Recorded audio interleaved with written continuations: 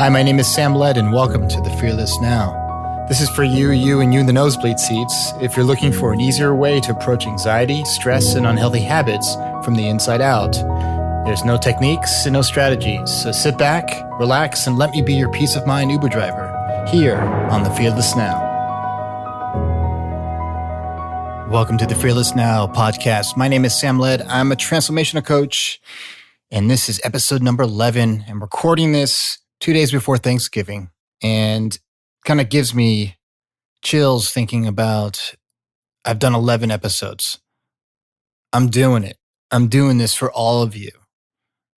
And that if I can get you to drop out of whatever chaos of thought you are experiencing right now, whatever it is, wherever you are, then I have done my job this evening as I record this for all of you.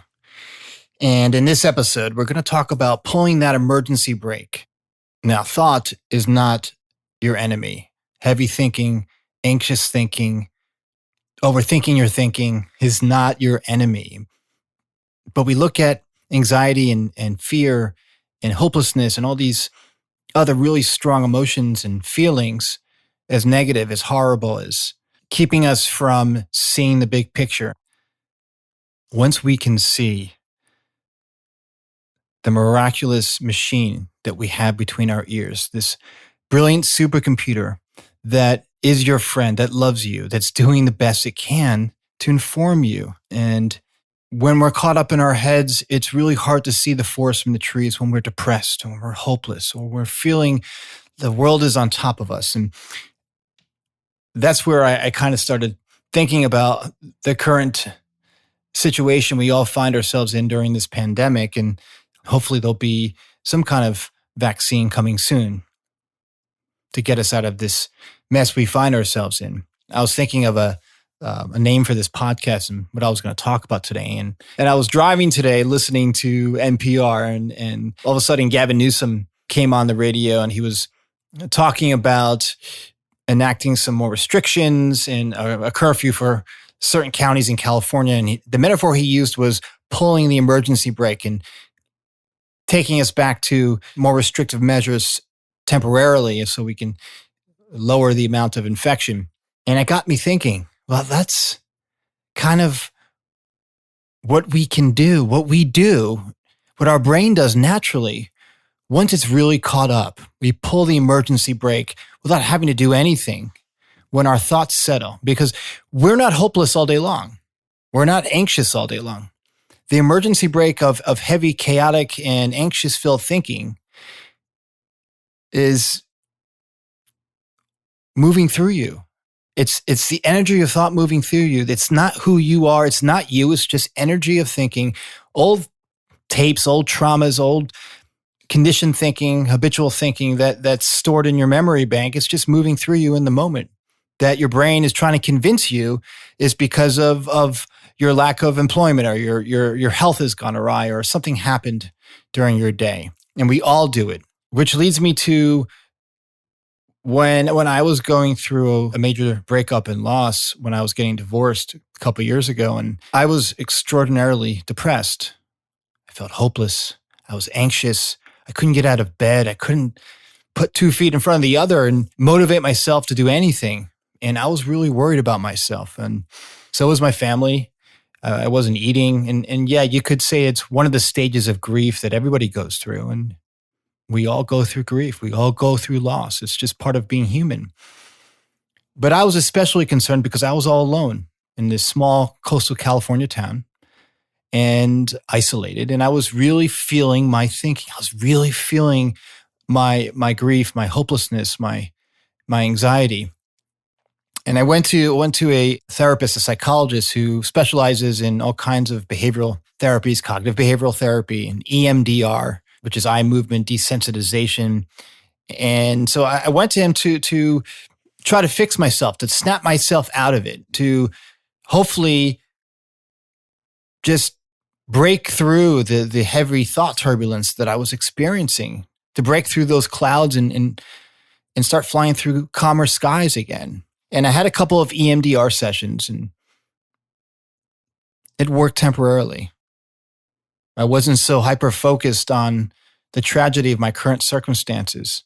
I wasn't so zoomed in to my hopelessness or to my desperation and my grief. And then within maybe 4 or 5 days, the thinking came back. It came back with a vengeance, and I was worse. And I was thinking of going on antidepressants. And again, I'm not poo-pooing medication. Medication is very helpful to calm down the mind. But once the mind is calm, our brain is equipped to handle it, to handle chaotic thinking. So I was at a loss for answers. I thought this was the end of me. I really thought that I could not swim to shore. And within maybe a month or so, I was talking to a therapist. My thinking all of a sudden settled. Yes, there was the grief in the background. Yes, I was still very anxious. But I saw and I felt the feelings of anxiety and desperation as not sabotaging my peace of mind, but in kind of the background, but muted a little bit. That it had less meaning, that it was okay to feel anxious in the moment. The more I was able to see my anxiety and see my hopelessness and see my desperation as momentary, moving through me, I was better equipped to not make a big deal out of it. Now, fast forward a couple years later. Now, thank God, my brain self-corrected, like all of our brains self-correct when we are really caught up in feeling our thinking and feeling our anxiety. When I was studying the three principles, as I've been talking about in all of my podcasts, the three principles that were discovered by Sid Banks. And Sid Banks is famous for saying that, you're one thought away from a feel-good feeling. You're one thought away from mental health. And when looking back at my depression and my anxiety from years ago, when it was so overwhelming that I thought it was going to literally eat me up alive, and that would have been the end of me. I would have just, who knows, had a heart attack because it was so overwhelming. When I saw that my mind is perfectly equipped to settle on its own, that the more we see those moments when we are calm, because I wasn't depressed all day. Yeah, I couldn't get out of bed, but there were moments when I would pick up a book and read it, or turn on the radio, or watch a movie on Netflix. When I was dropped out of my thinking and into the current moment. It wasn't all day long anxiety, all day long grief, all day long overwhelming depression. Yeah, there were moments that it felt so horrible that I couldn't eat. But for most of the day, I was okay. And even if I was heartbroken and alone, I knew I was going to be okay, just like all of you. You all are okay because your default setting of who you are is not your depression. Once you're able to see exactly what I'm pointing to, that who we are, our default setting, is calm, is perfect. That when we are caught up in our thinking, we're feeling our heavy thinking, we're feeling our anxiety, we're feeling our desperation. It's a gift. And that's really hard to hear. And a lot of you are probably, your mind right now, a lot of you are saying, is telling you, that can't be true. This guy, he doesn't know what I'm going through. And I don't know what you're going through. Because the brain gets in the way sometimes. And the brain is telling you, is trying to convince you that it's too hard to stop feeling this way, to stop feeling terrible. And of course, then it's playing all kinds of story and all kinds of scenarios to convince you that what you're going through is based on your past failures, or that you failed at your marriage, or that this is another screw up. This is just another example of how fucked up you are. Innocently. It doesn't know better. The greatest gift in all of that and all that heavy thinking and all that depression and all that desperation in that moment that we all experience during our life sometimes is that it's not trying to scare you to death or not try to sabotage your life. But if we look at it as the ultimate barometer, the ultimate check engine light, as I say it, that it's unfortunately coming out as, this is just another example of how much of a loser you are or how hopeless you are. But what it's really saying is you're just caught up in your head. You're just stuck in your head. This is not the place to be. The brain is telling you in very weird, sometimes in very bizarre ways, because it doesn't know better, it's innocent, that your engine's overheating, that maybe you need to pull back, put the engines in neutral, sit still with it, take a deep breath, lay down, and let it correct on itself. That it's the ultimate barometer. And when that happens, when you can see that the story that the mind is very innocently creating is made up in the moment, that even though it feels so real and the brain is trying to convince you it's because of whatever is going on in your life that you've either messed up or that you've failed in, right?